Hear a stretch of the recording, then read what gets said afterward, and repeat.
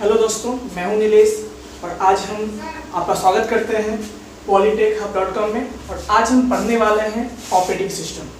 अब operating system क्या है, तो जनरली हम सिलेबस पॉइंट ऑफ व्यू से बात करते हैं तो ऑपरेटिंग सिस्टम जो है कंप्यूटर साइंस का एक बहुत ही इंपॉर्टेंट टॉपिक है। और खासकर मैं यहाँ पर डिप्लोमा के बारे में बात कर रहा हूँ, तो हम डिप्लोमा के लेवल का जो भी ऑपरेटिंग सिस्टम का सिलेबस है उसको पढ़ेंगे वन बाय वन। तो आइए स्टार्ट करते हैं। सबसे पहले हम सीखेंगे कि ऑपरेटिंग सिस्टम क्या है। तो ऑपरेटिंग सिस्टम स्टार्ट करने से पहले मैं कुछ डिस्कस करना चाहूँगा सॉफ्टवेयर के बारे में कि सॉफ्टवेयर क्या होता है। जैसा कि आप जानते हैं सॉफ्टवेयर क्या है, software is a set of program. क्या है? सेट ऑफ प्रोग्राम है। तो सॉफ्टवेयर के अंदर क्या होता है, जैसा कि आप जानते हैं 3 तरह का सॉफ्टवेयर होता है। कितने तरह का होता है? 3 तरह का सॉफ्टवेयर होता है। जो पहला सॉफ्टवेयर है वो क्या है? आपका एप्लीकेशन सॉफ्टवेयर। वो क्या है? Application software. और जो दूसरा है वो है सिस्टम सॉफ्टवेयर या फिर सिस्टम सॉफ्टवेयर। और जो तीसरा है वो है यूटिलिटी सॉफ्टवेयर। यूटिलिटी सॉफ्टवेयर यानी सॉफ्टवेयर जो है वो क्या है? Software is a set of program used to So software is a set of program which is used to perform some specific task. अब हम बात करते हैं और दूसरी बात, सॉफ्टवेयर क्या है? कंप्यूटर का लॉजिकल पार्ट है। क्या है ये? लॉजिकल पार्ट है। और हार्डवेयर क्या है? ये फिजिकल पार्ट है। तो हम सॉफ्टवेयर के अंदर जानते हैं कि पहला सॉफ्टवेयर क्या होता है? एप्लीकेशन सॉफ्टवेयर, सिस्टम सॉफ्टवेयर और यूटिलिटी सॉफ्टवेयर। तो सबसे पहले एप्लीकेशन सॉफ्टवेयर क्या होता है? तो जैसे हम जानते हैं VLC मीडिया प्लेयर हो गया आपका, आप कोई गेम खेलने के लिए कोई सॉफ्टवेयर कंप्यूटर में इंस्टॉल करते हैं या फिर आप वेब ब्राउज़र यूज़ करते हैं। ये सब क्या है? ये सब एप्लीकेशन सॉफ्टवेयर है। क्यों एप्लीकेशन सॉफ्टवेयर कहते हैं इसको? क्योंकि इससे हम कोई पार्टिकुलर वर्क परफॉर्म करते हैं, यानी किसी पार्टिकुलर पर्पस के लिए इसका यूज़ करते हैं, तो इसको हम लोग बोलते हैं एप्लीकेशन सॉफ्टवेयर। दूसरा है आपका सिस्टम सॉफ्टवेयर। ये क्या होता है? ये सिस्टम सॉफ्टवेयर जो है वो सबसे इम्पोर्टेंट सॉफ्टवेयर है। क्यों? क्योंकि इसके बिना जो है आप कंप्यूटर को ऑपरेशनल नहीं बना सकते। यानी कंप्यूटर को यदि ऑपरेशनल बनाना है, आपको काम करने लायक बनाना है आपको, तो आपको क्या यूज करना होगा? System software. और जो तीसरा है वो है यूटिलिटी सॉफ्टवेयर। इसमें क्या होता है? इसमें होता है कि ये स्पेशल यदि हम कंप्यूटर में नहीं भी रखेंगे तो कोई दिक्कत नहीं, लेकिन यदि ये कंप्यूटर में हम इसको इंस्टॉल करते हैं, यूज करते हैं, तो ये हमारे कंप्यूटर की इफिशियंसी को क्या करता है? इंक्रीज कर देता है। तो ये तो था मेरा 3 तरह का सॉफ्टवेयर। अब हम समझेंगे कि आखिर जो ऑपरेटिंग सिस्टम जो हम डिस्कस करने वाले हैं वो किसके अंदर आता है। तो ऑपरेटिंग सिस्टम जो एग्जांपल है वो है आपका सिस्टम सॉफ्टवेयर है।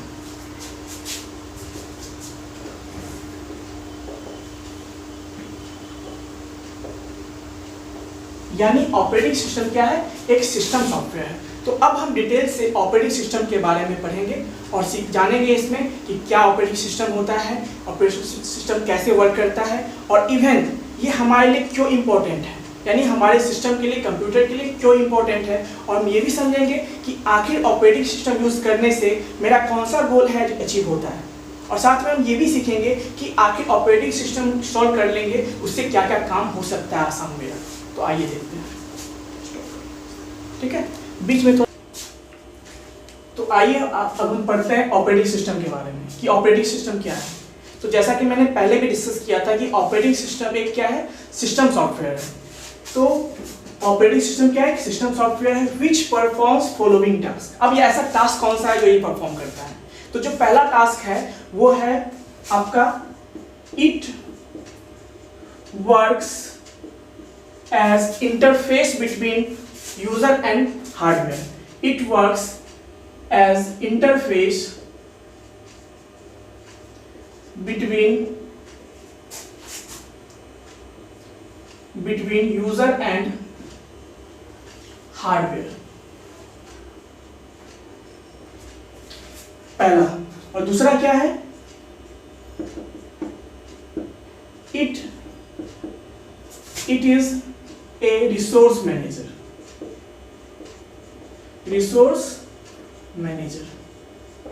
और तीसरा जो पॉइंट है It controls overall functionalities of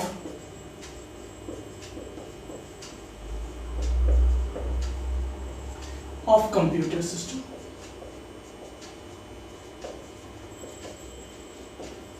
और जो चौथा है वो है आपका ये, It provides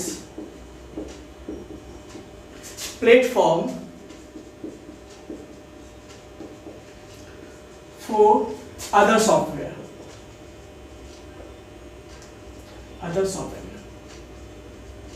अब हम वन बाय वन इस चारों पॉइंट को समझेंगे कि सॉफ्टवेयर क्या होता है।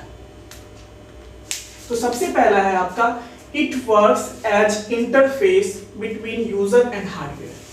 अब यहाँ पे एक चीज समझना है आपको कि कंप्यूटर सिस्टम है क्या। कंप्यूटर सिस्टम क्या है? कंप्यूटर सिस्टम जो है वो कलेक्शन ऑफ कंपोनेंट्स है। उसमें क्या क्या होते हैं? हार्डवेयर होते हैं, प्रोसेसिंग डिवाइस होते हैं, इनपुट डिवाइस होते हैं, आउटपुट डिवाइस होते हैं, मेमोरी डिवाइस होते हैं। तो ये सब को क्या बोलते हैं हम लोग? इसको बोलते हैं हम लोग रिसोर्सेज। क्या बोलते हैं? कंप्यूटर सिस्टम के रिसोर्सेज बोलते हैं इसको। यानी it works as a interface between user and hardware. अब समझते हैं इस पॉइंट को कैसे काम करता है। मान लीजिए ये आपका हार्डवेयर है कंप्यूटर का, ये हार्डवेयर है मान लेते हैं, और ये यूजर हम लोग जो कंप्यूटर यूज करने वाले हैं उसके हार्डवेयर को यूज करने वाले हैं, कंप्यूटर सिस्टम को यूज करने वाले हैं।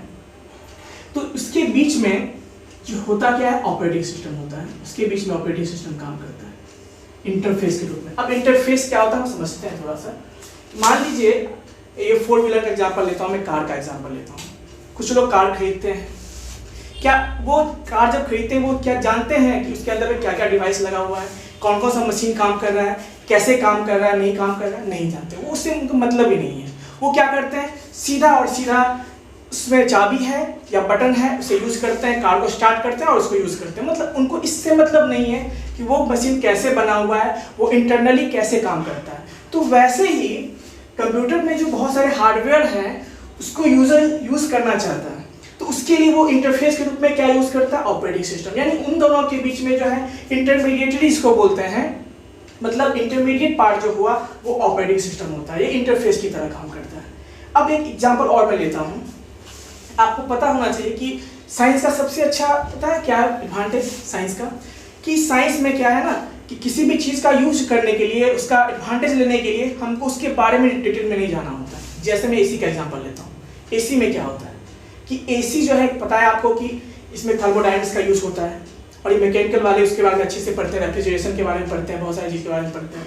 उसमें क्या होता है कि यदि मान लीजिए हम कोई आम पब्लिक हैं और हमें एसी यूज करना है, उसे ठंडा हवा लेना है, तो हम बस एसी खरीदते हैं, घर में लगाते हैं और हमारे पास रिमोट होता है। हम बस उससे उसको ऑन और ऑफ करते हैं और कुछ नहीं करते हैं। मीन्स ये हुआ कि हमारे और एसी के बीच में जो इंटरफेस है वो क्या है? एक रिमोट है। उसी तरह से कंप्यूटर का जो हार्डवेयर होता है और जो यूजर है हम लोग जो है, हमारे बीच में कौन काम करता है? ओएस काम करता है। इसीलिए इसको क्या बोलते हैं कि it works as an interface between user and hardware. तो ये तो था आपका पहला पॉइंट। अब हम दूसरा पॉइंट के बारे में बात करते हैं। It is a resource manager. मैंने कुछ देर पहले ही अभी डिस्कस किया था कि रिसोर्स क्या होता है। मैंने बताया था कि कंप्यूटर सिस्टम के अंदर में बहुत सारे कंपोनेंट होते हैं, जिसमें से मैंने बताया था सीपीयू होता है, प्रोसेसर होता है जो सीपीयू के अंदर होता है, इवन हम जानते हैं मेमोरी यूनिट भी होता है, even input device, output device, बहुत सारे हार्डवेयर उसमें होते हैं। तो उसको कौन मैनेज करता है? ऑपरेटिंग सिस्टम मैनेज करता है। अब एक चीज़ देखिए, क्वेश्चन अक्सर बच्चे लोग पूछते हैं कि क्या सर हम बिना ओएस के हार्डवेयर को एक्सेस कर सकते हैं, किसी मशीन को एक्सेस कर सकते हैं? हाँ कर सकते हैं। मतलब हम हार्डवेयर को यूज कर सकते हैं, जैसे कोई भी मशीन है हम यूज कर सकते हैं। लेकिन प्रॉब्लम क्या है? देखिए, हम एक्सेस करेंगे तो अब हम यदि यूजर हैं और डायरेक्ट इसके बिना एक्सेस करने जाएंगे तो हमको सबसे पहले क्या होगा? हमें ये समझना पड़ेगा ये काम कैसे करता है, यानी इसके बारे में डिटेल से पढ़ना पड़ेगा, जानना पड़ेगा, और तब जब समझ जाएंगे ना तो हमें इसको यूज कर सकते हैं। अब समझिए कि आपको छोटा सा काम है, एक पेज टाइप करना है कंप्यूटर पे। अब उसके लिए आप उतना सीखेंगे, ये तो कहीं से एफिशिएंट नहीं है ना। सही है क्या? नहीं। तो इसीलिए हम जो है एक इंटरमीडिएट चीज का यूज करते हैं, इंटरफेस का यूज करते हैं, जिसको बोलते हैं ऑपरेटिंग सिस्टम। अब ये क्या करता है, इसके जितने भी कंपोनेंट हैं उसको ये क्या करता है, मैनेज करता है, यानी जितने भी रिसोर्सेस हैं उसको मैनेज करता है। इसीलिए इसको क्या बोलते हैं, रिसोर्स मैनेजर। मैं इसका एग्जांपल लेता हूं समझाने के लिए कि आप टाटा का नाम सुने होंगे, टाटा स्टील का नाम सुने होंगे, टाटा बहुत सारा कंपनी है ना। तो यदि टाटा खुद ही सब कंपनी में जाके, सब जगह ब्रांच पे जाके खुद ही हैंडल करे, क्या ये पॉसिबल है क्या? बिल्कुल पॉसिबल नहीं है, क्योंकि यदि खुद ही वो जाएगा तो फिर कैसे काम होगा? एक आदमी कितना जगह जा सकता है? पॉसिबल नहीं है, वो काम एफिशिएंट नहीं होगा। तो इसी तरह से जो है हम बाकी हार्डवेयर को, सभी कंपोनेंट को खुद नहीं जाके हम क्या करते हैं, उसको एक ओएस का हेल्प लेते हैं। उसी तरह से जो है हर कंपनी में क्या करता है, जैसे टाटा का एग्जांपल मैं ले रहा था, टाटा क्या करता है, वो हर कंपनी का एक सीईओ असाइन कर दिया है, मैनेजर असाइन कर दिया है कि वो जो है उस लोकेशन का, उस ब्रांच का काम देखेगा। खुद तो मैनेज नहीं कर सकता एक ही साथ। तो उसी तरह से हम जो है हर चीज तो मैनेज नहीं कर सकते हैं हार्डवेयर का एक खुद से। तो इसके लिए हमने क्या किया, इसके बीच में एक ओएस इंस्टॉल किया। क्या किया? ओएस, जो क्या करता है, इस जितने भी रिसोर्सेस हैं उसको कौन मैनेज करता है, ये। और हमको केवल क्या है, हम लोगों को बस उसे यूज करने से मतलब है, वो कैसे काम करे नहीं काम करे उससे कोई मतलब नहीं है। तो आखिर जो पहला पॉइंट था इंटरफेस, और दूसरा पॉइंट क्या था, रिसोर्स मैनेजर। तो उसी तरह से जिस तरह से किसी भी कंपनी का मैनेजर होता है, तो उस कंपनी के जितने भी रिसोर्सेस होते हैं उसको मैनेज करता है कि एम्प्लॉय को कब आना है, कब जाना है, प्रोडक्ट तैयार हुआ या नहीं हुआ। उसी तरह से ये जो ओएस है हमारे लिए क्या काम करता है, रिसोर्स मैनेजर का काम करता है। किसके लिए? ये कंप्यूटर सिस्टम के लिए। और हमें क्या करता है, ये उसको एक्सेस करने में बहुत हेल्प करता है, यानी बहुत इफिशिएंट वे में करता है। ये था आपका दूसरा पॉइंट। मैं तीसरा पॉइंट लेता हूं, इट कंट्रोल्स ओवरऑल फंक्शनलिटी। क्या है? It controls overall functionalities of computer. अब फंक्शनलिटीज क्या होता है? फंक्शन मतलब कंप्यूटर कुछ ना कुछ काम करता है, उससे हम कुछ कुछ वर्क परफॉर्म करवाते हैं। तो जितने भी वर्क होते हैं उसको उसका कंप्यूटर का फंक्शन बोलते हैं, जितना भी काम वो करता है। तो जितने भी कंप्यूटर जो काम पे, सपोज कीजिए हम ऑन किए तो बटन दबाते क्या होता है, स्क्रीन पे आपका जो डेस्कटॉप आ जाता है, ठीक है। फिर आप मान लीजिए ऑफ किए तो ऑफ हो गया। मान लीजिए आप उस कंप्यूटर से कोई प्रिंटर ऐड किए हैं, जोड़े हुए हैं, आप चाहते हैं प्रिंट करने के लिए, तो ये सब चीज काम कौन है, यानी जितने भी फंक्शंस हैं कंप्यूटर को कौन मैनेज करता है, ये ओएस मैनेज करता है। इसीलिए बोलते हैं कि it controls overall functionalities of computer system. मान लीजिए आपने देखा होगा अक्सर कि एक साथ कंप्यूटर पे हम बहुत सारे काम कर सकते हैं। जैसे एक साथ क्या कर सकते हैं, म्यूजिक भी सुन सकते हैं, कुछ टाइपिंग भी कर सकते हैं, कुछ कंप्यूटर के थ्रू प्रिंट भी कर सकते हैं, यानी ये सब बहुत सारे काम एक साथ कर सकते हैं। तो उसको जो मैनेज करने का काम है वो कौन करता है, ओएस करता है। साथ में उसके फंक्शंस को कब किस डिवाइस को एक्टिव करना है, कब किस डिवाइस को डीएक्टिव करना है, कब किस डिवाइस को यूज करना है, ये सब कौन कंट्रोल करता है, ये आपका ऑपरेटिंग सिस्टम करता है। तो इसीलिए हम बोलते हैं कि ये जो है ओवरऑल फंक्शंस को क्या करता है, कंट्रोल करता है। अब जो अगला पॉइंट और लास्ट पॉइंट है वो है आपका it provides platform for other software. Other software का मतलब क्या है, क्योंकि आप जानते हैं सॉफ्टवेयर कितने तरह का होता है, 3 तरह का होता है। जो पहला सॉफ्टवेयर है वो क्या है, वो है आपका एप्लीकेशन सॉफ्टवेयर, सिस्टम सॉफ्टवेयर, और तीसरा क्या है, यूटिलिटी सॉफ्टवेयर। यानी मैंने बताया था आपको कि सपोज कीजिए कि आपको मीडिया प्लेयर पे कोई वीडियो देखना है या MP3 आपको कोई ऑडियो सुनना है, उसके लिए आप ऑडियो प्लेयर यूज करते हैं। वीडियो के लिए क्या यूज करते हैं, media player, VLC player use करते हैं। गेम खेलना हो तो क्या करते हैं, उसके लिए गेम का सॉफ्टवेयर इंस्टॉल करते हैं। यानी किसी न किसी पार्टिकुलर काम के लिए आप क्या करते हैं, एक पार्टिकुलर सॉफ्टवेयर कंप्यूटर में इंस्टॉल करते हैं। जैसे मैं एग्जांपल लेता हूं MS ऑफिस का, ठीक है। MS ऑफिस क्या होता है, MS ऑफिस एक ऐसा पैकेज है जिसके अंदर हम क्या करें, जो आपको पढ़ना भी है, ISP के अंदर ये डिस्कस करेंगे, हम डिटेल से करेंगे।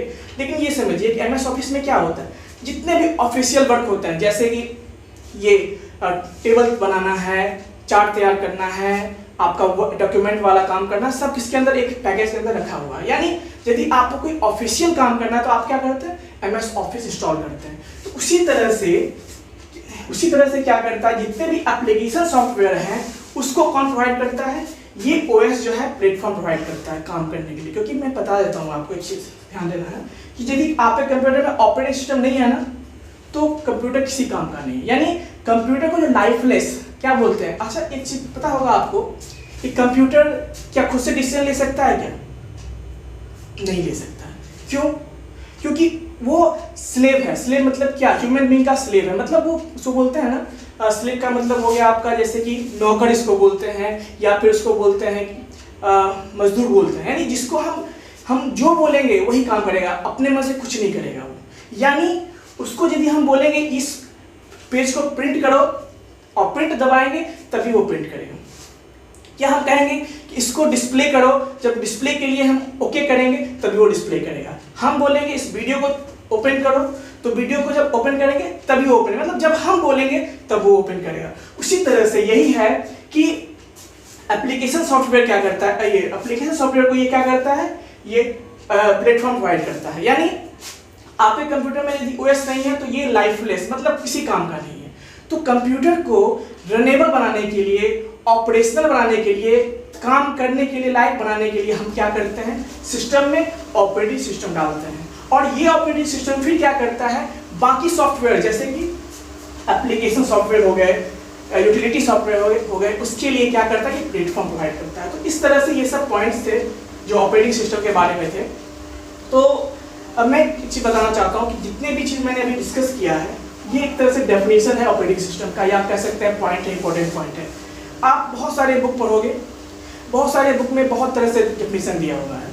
किसी में सिंपल लाइन में 4 लाइन में इस तरह से दे दिया है। मैंने यहाँ पे पॉइंट वाइज लिखा है, क्योंकि पॉइंट वाइज जब लिखोगे ना एग्जाम में तो मार्किंग जो है अच्छा आएगा, यानी मार्क्स अच्छा आता है। क्योंकि पॉइंट वाइज जो है वो लिखना ज़रूरी है, और इससे क्या होता है जो सामने वाला जिसको हम समझा रहे हैं वो अच्छे से समझ पाता है।